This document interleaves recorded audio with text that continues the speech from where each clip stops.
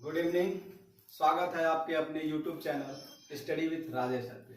जी हाँ, आज मैं आप लोगों के लिए क्लास 10 सीबीएसई बोर्ड के जो बच्चे हैं उनके ट्रिग्नोमेट्री के 8.1 चैप्टर का कुछ क्वेश्चंस है। पिछले वीडियो में भी हमने फार्मूले और क्वेश्चंस को बताया है जो हमारे चैनल पे आपको मिलेंगे।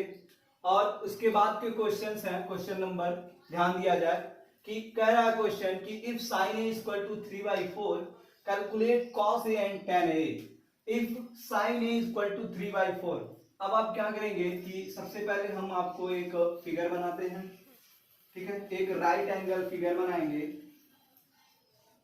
इसमें क्या किया जाएगा कि इस फिगर में आपको ये ध्यान देना है कि आपको मान लीजिए सपोज ये ए बी सी ये आपने लिया।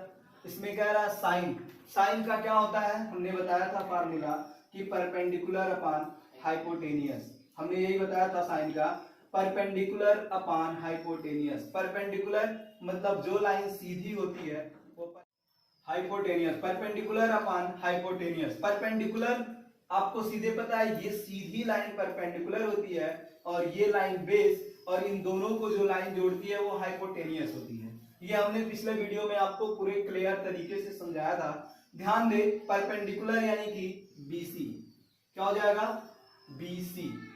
ठीक है, और हाइपोटेनियस बोले तो एसी क्या हो जाएगा, एसी। अब हम इससे वैल्यू रख लेंगे, यानी बीसी की वैल्यू कितनी हो जाएगी, परपेंडिकुलर की 3, एसी की वैल्यू कितनी हो जाएगी 4। यानी अब हमको इन दोनों की वैल्यू मिल गई। अब आप क्या करेंगे कि यूजिंग पाइथागोरस थ्योरम या अप्लाइंग, जो भी आप लिखते हैं लिख लें, अप्लाइंग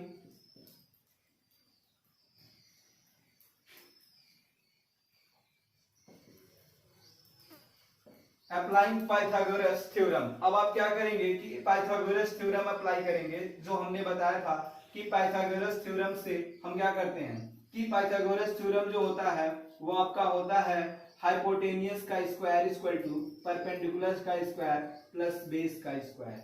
ठीक है, अब आप क्या करेंगे, हमें तो यहाँ पे हाइपोटेनियस पता है, परपेंडिकुलर पता है, बट हमें फाइंड क्या करना है, हमें फाइंड करना है बेस, यानी b का स्क्वायर, बेस का स्क्वायर इक्वल टू हाइपोटेनियस का स्क्वायर।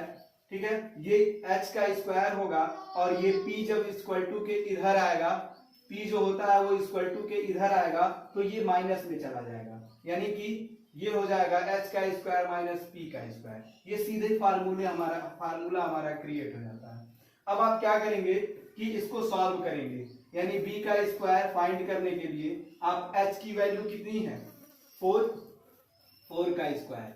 ठीक है, h की वैल्यू 4 है, यानी b का स्क्वायर मतलब ab, ये आपका b है, ये आपका p है और ये आपका h है।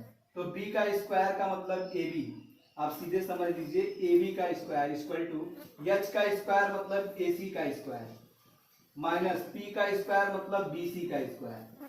ठीक है, अब आप क्या करेंगे कि ab का स्क्वायर फाइंड करना है, तो आप ac की वैल्यू 4 है तो 4 का स्क्वायर माइनस bc की वैल्यू 3 है तो 3 का स्क्वायर कर देंगे। इसके बाद आप फिर क्या करेंगे, ठीक है, अब 4 का स्क्वायर कितना होता है, ab का स्क्वायर इक्वल टू 4 का स्क्वायर 16 और 3 का स्क्वायर 9। ठीक है, ये हो जाएगा फिर आपका ab का स्क्वायर इक्वल टू, इसमें से ये सब्ट्रैक्ट होगा, कितना बचेगा 7।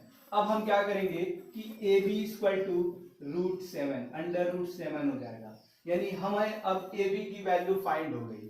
ab की वैल्यू क्या हो गई, फाइंड हो गई, यानी ये b जो हमारा है इसकी वैल्यू √7 मिल गई। अब हम आपको फार्मूले से बताएंगे कि कैसे हम cos a और cos b फाइंड कर सकते हैं। ठीक है, हम क्या करेंगे, कैसे हम cos a cos b find करेंगे। अब cos a, ये हुआ cos a। cos a की वैल्यू क्या होती है, हमने आपको सीधे सीधे फार्मूला बताया था कि हमारा फार्मूला होता है pb p upon h h b, यानी कि ये साइन हुआ तो बीच वाला cos होता है, cos a का बेस अपॉन हाइपोटेनियस। बेस की वैल्यू कितनी है ab, बेस की वैल्यू क्या है ए बी अपॉन, फिर हाइपोटेनियस की वैल्यू क्या है ए सी, आप यहां रखेंगे ए सी। ए बी की वैल्यू क्या फाइंड किया हमने √7। ए सी की वैल्यू हमने क्या फाइंड पहले से मिला हुआ है, तो ये हमारा 4 है, यानी आपका कॉस ए का जो वैल्यू होगा वो √7/4 हो जाएगा। ठीक, इसके बाद आप सीधे tan ए निकालेंगे। क्या निकालेंगे tan ए। tan ए फाइंड करने के लिए सीधा सीधा formula perpendicular upon base tan का होता है। परपेंडिकुलर आपको पता है कि BC है और बेस आपका AB है, यानी कि BC अपॉन AB। ठीक है, अब क्या करेंगे, BC की वैल्यू आपको मिला 3 और AB की वैल्यू आपको मिल गई √7। ठीक है, BC की वैल्यू मिल गई 3 और इसकी वैल्यू मिल गई, सीधे आप tan A equal to BC की वैल्यू 3, AB की वैल्यू √7 आप यहां पुट कर देते हैं। ये हो गया आपका tan A का वैल्यू। ठीक है जी, हाँ ये क्वेश्चन आपका सॉल्व होता है।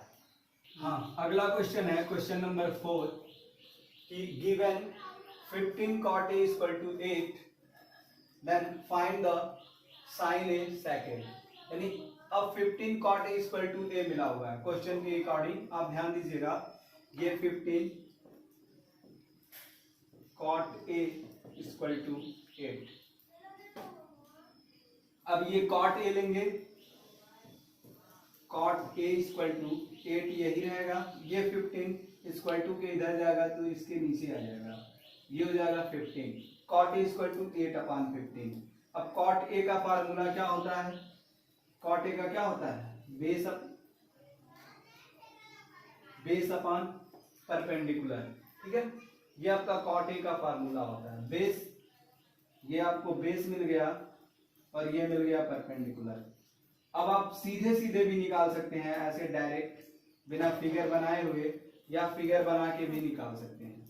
ठीक है, ध्यान दीजिएगा, हम एक आपको ऐसे ही बता देते हैं, फिगर आप फिगर बना लीजिएगा कि अब हमें बेस मिल गया, परपेंडिकुलर मिल गया। अब हम क्या करेंगे कि जो बेस है, अब हम हाइपोटेनियस की जरूरत है, हम हाइपोटेनियस निकाल लेंगे। हाइपोटेनियस यानी कि h का स्क्वायर इक्वल टू परपेंडिकुलर का स्क्वायर प्लस बेस का स्क्वायर।